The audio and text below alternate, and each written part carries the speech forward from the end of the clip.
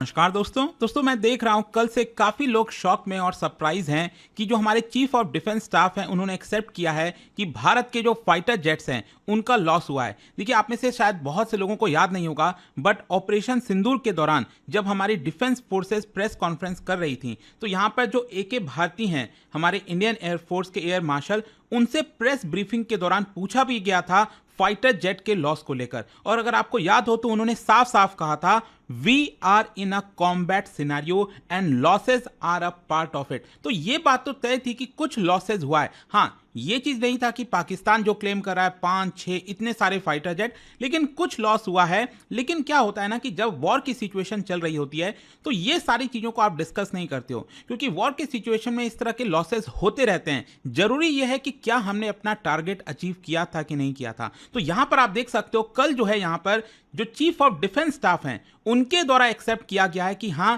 भारत के fighter jet loss हुए थे, लेकिन उतने नहीं हुए थे जितने पाकिस्तान क्लेम कर रहा है। तो इस वीडियो के अंदर इसके बारे में आपको बताऊंगा, लेकिन साथ साथ इसके पीछे की असली वजह क्या हो सकती है। एक दो थियरी सामने आ रहे हैं कि आखिरकार क्यों भारत ने अपने जो फाइटर जेट्स हैं वो गंवाए, उसके पीछे का कारण क्या है वो मैं आपको बताता हूं। चलिए आगे बढ़ते हैं। देखिए, सबसे पहले मैं आपको यह बता दूं, कल जो है chief of defence staff general Anil Chauhan वो ब्लूमबर्ग से बातचीत कर रहे थे, इंटरव्यू दे रहे थे, और उसी के दौरान उन्होंने एडमिशन किया, मतलब एक्सेप्ट किया कि भारत के फाइटर जेट्स का लॉस हुआ है। और यहां पर उन्होंने ये नहीं बताया कि एग्जैक्टली कितने फाइटर जेट्स हमारे लॉस हुए हैं, लेकिन हां, मैं आपको बता दूं, पाकिस्तान बार बार ये क्लेम कर रहा है 5-6 इंडियन फाइटर जेट्स का नुकसान हुआ है, जिसमें पाकिस्तान ये भी कह रहा है कि 3 रफेल हुए हैं। लेकिन दोस्तों, मैं आपको बता दूं, अभी तक जितने भी इंटरनेशनल मीडिया में जो भी रिपोर्ट्स वगैरह मैंने पढ़े हैं क्रेडिबल, उसमें अगर आप देखोगे तो सिर्फ 2 फाइटर जेट की बात कही जा रही है। एक तो रफेल है और दूसरा है मिराज 2000। और ये क्यों हुआ है वो मैं आपको आगे बताऊंगा,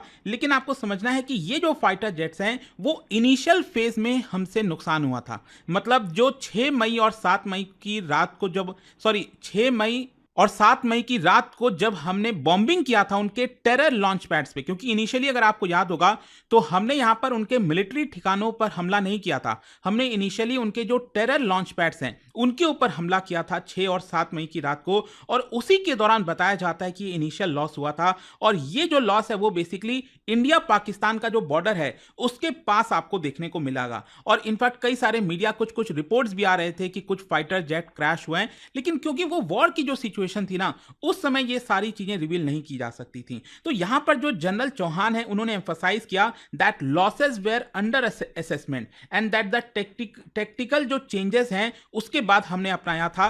खैर, यहां पर एग्जैक्टली उनके द्वारा क्या बोला गया मैं आपको बताता हूं। उन्होंने बोला, what is important is that not the jets being down but why they are being down.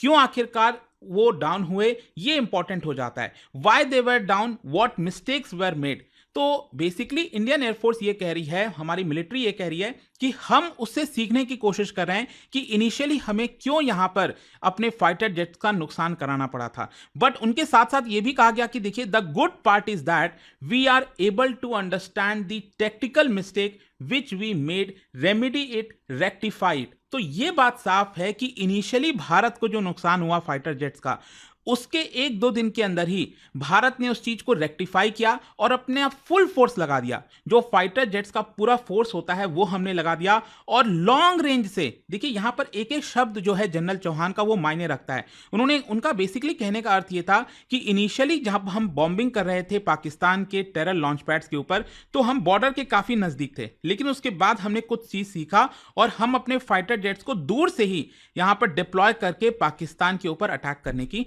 कोशिश कर रहे थे। और उसके बाद आपको याद ही होगा कि यहां पर जब हमने अपना फुल फोर्स लगाया तो 10 मई को आप सब जानते हैं कि किस तरीके से भारत ने जो पाकिस्तान एयर बेसेस हैं उनके ठिकानों को खत्म कर दिया। और ये खुद जो पाकिस्तान के प्राइम मिनिस्टर हैं शहबाज शरीफ, उन्होंने एक्सेप्ट किया। आपको याद होगा अभी जस्ट अजरबैजान में उन्होंने बोला था कि जो इस्लामाबाद के नजदीक नूर खान एयरबेस है रावलपिंडी में, वो बेसिकली ब्रह्मोस के थ्रू हमने हमला कर दिया, जिसकी वजह से पाकिस्तान ये सोच रहा था 4:30 बजे, 10 मई की सुबह 4:30 बजे के जो है भारत पर हमला करने वाला है। लेकिन क्योंकि हमने ब्रह्मोस से ही पहले उनके ठिकानों को खत्म कर दिया, जिसकी वजह से वो उनका प्लान फेल हो गया और वो भारत पर फिर हमला नहीं कर पाए। और उसी के बाद 10 मई की शाम तक आप सब जानते हैं कि किस तरह से जो सीज फायर है वो यहां पर हो गया था। लेकिन क्वेश्चन अब यहां पर यह आता है जो मैं आपको वीडियो में समझाना चाहता हूं कि इनिशियली जो भारत को लॉस हुआ वो क्यों हुआ होगा। देखो यहां पर दो चीजें मैं आपको बताऊंगा।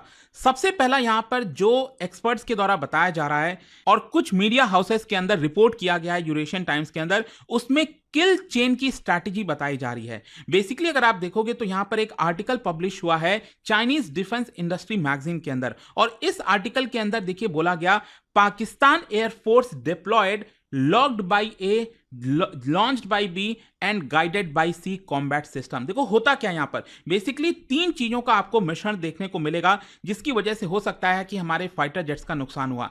इनिशियली जो मैंने आपको बताया ना कि हमने यहां पर उनके जो टेरर लॉन्च पैड्स हैं, जैसे पीओके के अंदर मुजफ्फराबाद हो गया, कोटली हो गया, गुलपुर हो गया, कई जगह पर हमने किया। फिर पाकिस्तान के अंदर भी हमने किया था, चक अमरू हो गया, सियालकोट हो गया, मुरीदके हो गया, बहावलपुर हो गया, मतलब जो गढ़ थे टेरर के वहां पर हमने हमला किया था। तो बेसिकली इसमें यह बताया जा रहा है कि हमारे फाइटर जेट्स का नुकसान इसलिए हुआ होगा क्योंकि ये फाइटर जेट्स एलओसी के और जो बॉर्डर है पाकिस्तान के साथ उसके काफी नजदीक काम कर रहे होंगे। मतलब ये जो बॉर्डर आप देख रहे हो इसके नजदीक हमने अपने फाइटर जेट्स को डिप्लॉय कर दिया था।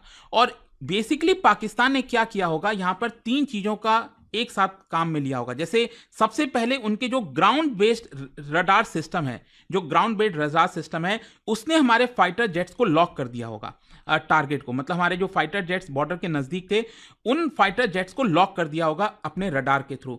फिर दूसरा उन्होंने जो मिसाइल लॉन्च किया वो चाइनीज फाइटर जेट J-10 उसके माध्यम से मिसाइल लॉन्च किया ताकि हमारे फाइटर जेट्स को नुकसान पहुंचाया जा सके। और फिर तीसरा यहां पर जो मैंने आपको बताया ना गाइडेड बाय सी, ये गाइडेड बाय सी क्या है, बेसिकली उनका जो एयरबॉर्न अर्ली वार्निंग एयरक्राफ्ट है उसके माध्यम से वो मिसाइल जो लॉन्च किया गया था J-10 से उसको गाइड कर रहे थे ताकि हमारा जो फाइटर जेट्स है वो डाउन हो जाए। और कहीं ना कहीं इसी स्ट्रैटेजी की वजह से ये जो किल चेन स्ट्रैटेजी मैंने आपको बताया ना कि ग्राउंड वाले रडार सिस्टम से उन्होंने हमारे फाइटर जेट को लॉक कर दिया, टारगेट को लॉक कर दिया, फिर अपने फाइटर जेट से पाकिस्तान ने हमारे ऊपर मिसाइल बरसाए, मतलब ये जो मिसाइल है उसको लॉन्च किया हमारे फाइटर जेट के ऊपर। और यहां पर उनका एक अर्ली वार्निंग एयरबोर्न जो सिस्टम होता है, एयरक्राफ्ट होता है, उसके माध्यम से उस मिसाइल को गाइड किया ताकि हमारा फाइटर जेट डाउन हो जाए। तो ये किल चेन की स्ट्रैटेजी बताई जा रही है जिसकी वजह से हो सकता है कि हमारा एक दो जो फाइटर जेट है उसका नुकसान हुआ होगा। और इसी की वजह से अगर आप देखोगे तो अगले ही दिन आपको याद होगा लाहौर का पूरा जो एयर डिफेंस सिस्टम है वो हमने डिस्ट्रॉय कर दिया था। तो भारत को यह बात समझ में आ गई थी कि पाकिस्तान के पास ये जो एयर डिफेंस सिस्टम है उसको खत्म करना जरूरी है, और अगले ही दिन हमने उनके एयर डिफेंस सिस्टम को भी खत्म किया था, अगर आपको याद हो ये वाली चीज। फिर दूसरी चीज यहां पर यह बताई जा रही है कि हो सकता है इसमें भारत की ही कहीं ना कहीं एक मिस्टेक हो। और वो मिस्टेक क्या है, यहां पर यह सजेस्ट किया जा रहा है कि दोनों जो एयर फोर्सेज हैं, इंडियन एयरफोर्स और पाकिस्तान एयरफोर्स, दोनों का ही जो रूल्स ऑफ एंगेजमेंट है वो थोड़ा सा डिफरेंट था। इनिशियली मैंने आपको बताया कि जो राफेल है उसको काम दिया गया था कि आप एयर टू ग्राउंड बॉम्बिंग करिए। मतलब ये जो मैंने आपको बताया ना उनके जो टेरर लॉन्च पैड्स हैं उनके ऊपर हमने हमला जो किया था, तो हमारा मेन काम पहले ये था कि उनके टेरर लॉन्च पैड्स को खत्म करो। तो ये काम दिया गया था राफेल को, लेकिन शायद हमसे मिस्टेक ये हो गई कि हमने अपने राफेल को एस्कॉर्ट नहीं किया। मतलब मान लो अगर राफेल उनके ऊपर बॉम्बिंग कर रहा है टेरर लॉन्च पैड्स पर, तो हो सकता है ना कि पाकिस्तान यहां पर हमारे राफेल को टारगेट कर दे। तो जरूरी ये होता कि जो आसपास एक और एस्कॉर्ट के लिए कोई fighter jet, airborne early warning system, कुछ इस तरह की चीजें रहती ताकि हमारा राफेल जो है वो प्रोटेक्ट हो सके। वो शायद हमने यहां पर नहीं किया क्योंकि पूरा का पूरा जो फोकस था राफेल का वो एयर टू ग्राउंड बॉम्बिंग में लगा हुआ था, और यहां पर जो सिचुएशनल अवेयरनेस होनी चाहिए थी राफेल को वो शायद यहां पर नहीं थी। और कहीं ना कहीं इसी की वजह से पाकिस्तान को मौका मिल गया और उन्होंने हमारे एक दो जो फाइटर जेट है उसको नुकसान पहुंचा दिया। तो अकॉर्डिंग टू दिस थियरी कि Rafale was cleared for only an air to ground bombing, लेकिन उसको क्लियरेंस नहीं मिला हुआ था कि वो पाकिस्तान के बाकी मिलिट्री एसेट्स को भी एंगेज करे। तो ये भी हो सकता है। यहां पर अगर आप देखोगे जो इंडियन एयरफोर्स के एक्सपर्ट हैं, जहां पर जो यूरेशियन टाइम्स को जो दिया गया है बयान, उनका यह कहना है कि देखिए India lost its jets not to Pakistan's brilliance और चाइनीज जेट, बट यहां पर due to playing clean strategy, Bharat अपना एक क्लीन स्ट्रैटेजी अपना रहा था, ग्लोबल रेपुटेशन हमारा हैम्पर ना हो। बेसिकली हम उनके बॉर्डर क्रॉस करके उधर भी नहीं जाना चाह रहे थे और साथ ही साथ हम चीज़ों को क्लीन रखना चाह रहे थे। हमारा मेन काम क्या था कि हम उनके टेरर लॉन्च पैड्स को खत्म करें, हमें उनके मिलिट्री के साथ एंगेज नहीं करना था, क्योंकि जैसा मैंने आपको बताया ग्लोबल रेपुटेशन को लेकर। तो यहां पर एक्सपर्ट्स का यही मानना है कि Indian air force did not get full clearance, यहां पर राफेल को शायद फुल क्लियरेंस नहीं मिली होगी, जिसकी वजह से हो सकता है कि हमारे जो एक दो फाइटर जेट हैं वो नुकसान हो गए। लेकिन इंपॉर्टेंट ये हो जाता है कि हाँ, एक चीज और ध्यान रखिएगा, भले ही फाइटर जेट डाउन हुआ लेकिन हमारे किसी भी फाइटर को कोई नुकसान नहीं हुआ, जो पायलट हैं उनको नुकसान नहीं हुआ, they are safe and well in India. तो ये भी एक इंपॉर्टेंट चीज हो जाती है। लेकिन ये जो इनिशियल सेटबैक भारत को लगा था उसको हमने चेंज किया।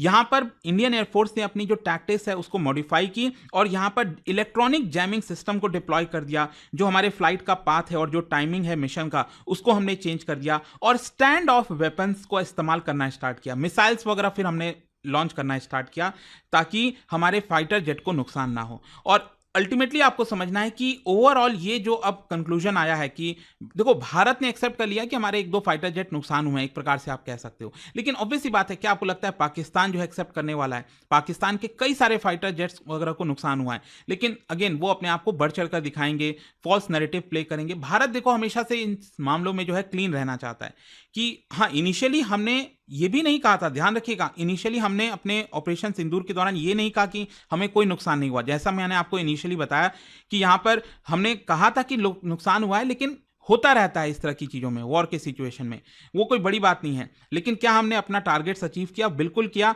और उसमें कोई डाउट नहीं है। तो यहां पर अल्टीमेटली आगे से हमें और थोड़ा सावधान रहने की आवश्यकता है ताकि इस तरह के भी जो नुकसान है वो भारत को ना हो, क्योंकि भारत एक बड़ा देश है। और क्या होता है ना, इस तरह के एक छोटे मोटे नुकसान भी जो है वो एक तरह से ऐसे दिखाए जाते हैं कि देखो, मतलब पाकिस्तान एक छोटा कंट्री है, उसको हमेशा ये दिखाएगा कि देखो हमने भारत के फाइटर जेट गिरा दिए। तो उस तरह की चीजें ना हो, तो यहां पर भारत की जो मिलिट्री डॉक्ट्रिन है वो हो सकता है यहां से थोड़ी अब इवॉल्व करेगी। यहां पर ज्यादा एम्फेसिस ज्वाइंट फोर्स ऑपरेशन पर जाएगा। हमारी जो इलेक्ट्रॉनिक वॉरफेयर है, रडार सप्रेशन जो टैक्टिक्स है, उसको और इंप्रूव किया जाएगा। और कहीं ना कहीं जो क्लियरेंस प्रोसीजर है वो और पहले से अच्छी होनी चाहिए, ताकि बीच युद्ध के बीच में जो है इस तरह की सिचुएशन वापस ना आ सके।